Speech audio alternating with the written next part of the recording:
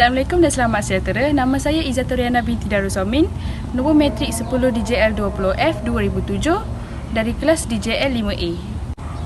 Tajuk yang kami bentangkan adalah perpaduan masyarakat Malaysia menerusi kesihatan.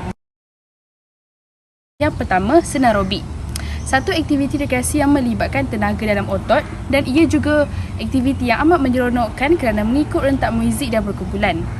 Dengan aktiviti ini, masyarakat akan sentiasa berjumpa dan bergaul mesra sekaligus dapat meningkatkan semangat perpaduan dalam kalangan kaum di Malaysia.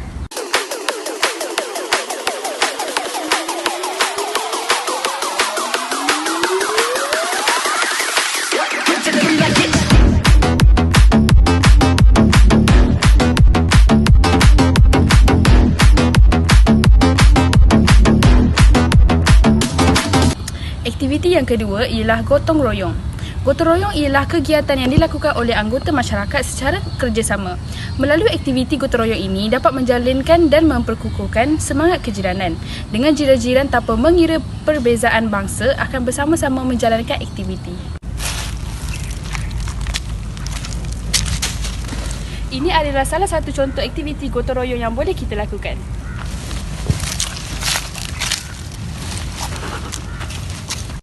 Yang terakhir sekali ialah aktiviti berkelah. Berkelah ialah aktiviti bersuka-suka dan menjamu beramai-ramai. Aktiviti ini boleh dilakukan bersama dengan keluarga atau rakan-rakan. Pihak sekolah boleh membuat aktiviti ini untuk semua pelajar sekolah. Banyak aktiviti yang boleh dilakukan bersama ketika berkelah. Perkara ini dapat mengamalkan semangat bekerjasama untuk menyelesaikan sesuatu masalah dan juga merapatkan hubungan pelajar yang berlainan agama. Kesimpulan yang saya dapat dalam tajuk ini adalah aktiviti rekreasi seperti berkelah, gotong royong, senam aerobik dapat membawa manfaat kepada masyarakat. Selain daripada kesihatan fizikal dan mental yang sihat, aktiviti ini juga dapat melahirkan masyarakat yang hidup dalam sikap saling menyayangi antara kaum dan mengamalkan sikap patriotik sesama masyarakat.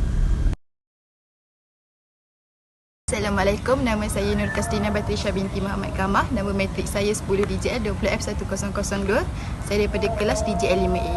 Seterusnya saya akan membentangkan tentang 3 tindakan dan langkah pencegahan yang perlu dilakukan apabila berlaku penularan demam denggi dalam kalangan pelajar di Politeknik. Yang pertama adalah jauhi kawasan pembiakan nyamuk di mana nyamuk membiak dalam kawasan beriklim khatulistiwa yang lembap. Keadaan yang menggambarkan cuaca di seluruh negara kita. Nyamuk Aedes juga sering ditemui di kawasan bandar serta luar bandar. Seterusnya saya akan tunjukkan contoh tempat pembiakan nyamuk di Politeknik Seberang Perai.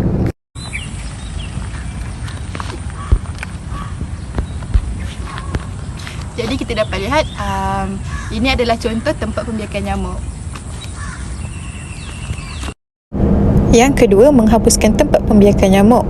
Nyamuk Aedes bertelur dalam air yang bertakung dan ia hanya mengambil 7 hingga 10 hari dalam masa telur menetas sehingga ia menjadi nyamuk dewasa.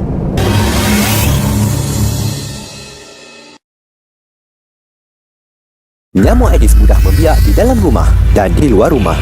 Di dalam rumah seperti pasu bunga, kolah mandi, fountain, bekas simpanan air.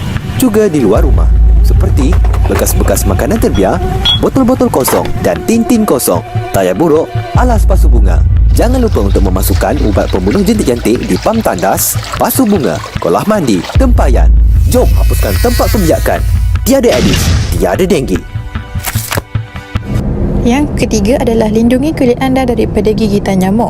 Sekiranya anda tinggal di zon wabak denggi, gunakan alat pengusir nyamuk elektrik untuk melindungi kulit anda dari gigitan nyamuk. Sebelum anda keluar rumah, pakai penyembuh nyamuk untuk melindungi kulit yang terdedah. Pastikan bahawa ia mengandungi bahan-bahan yang mampu menghalau nyamuk dan sesuai digunakan di kulit badan. Assalamualaikum, nama saya Nur Akila Irdina binti Isa Alias Talha. Nombor matrik saya 10 DJL 20F 2002. Hari ini saya akan menerangkan peranan pelajar dalam usaha menangani masalah pengabaian kebersihan dan penjagaan kesihatan. Pada zaman kini, kita sedar ataupun tidak masalah kesihatan dan penyakit berzangkit semakin meningkat dalam kalangan domestik dan juga antarabangsa. Polemik boleh dikurangkan dan mengamalkan 2 cara, iaitu kebersihan diri dan juga kesihatan. mendisiplinkan diri. Sebagai seorang pelajar, kita haruslah memupuk sikap disiplinkan dalam menjaga kebersihan dan kesihatan. Contohnya, menggosok gigi waktu pagi adalah amalan harian setiap orang. Saat ku gosok gigi, ku buka mulut, gosok, gosok. Oh, menyenangkan.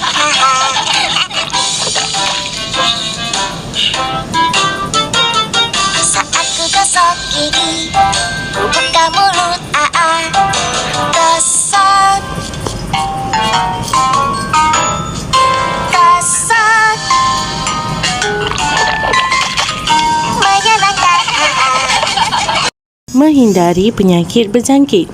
Seseorang pelajar perlu mengambil berat dalam menghindari masalah penyakit berjangkit.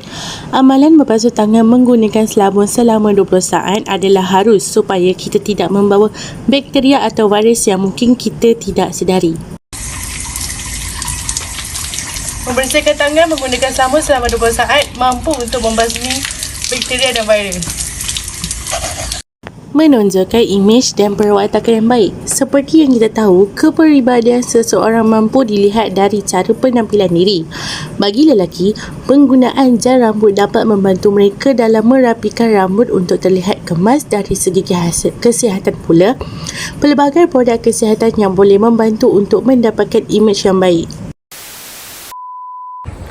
Terima kasih kerana sudi mendengar. Dan selamat berpuasa. Dan kami mengucapkan selamat hari raya kepada semua warga Politeknik Seberang Perai.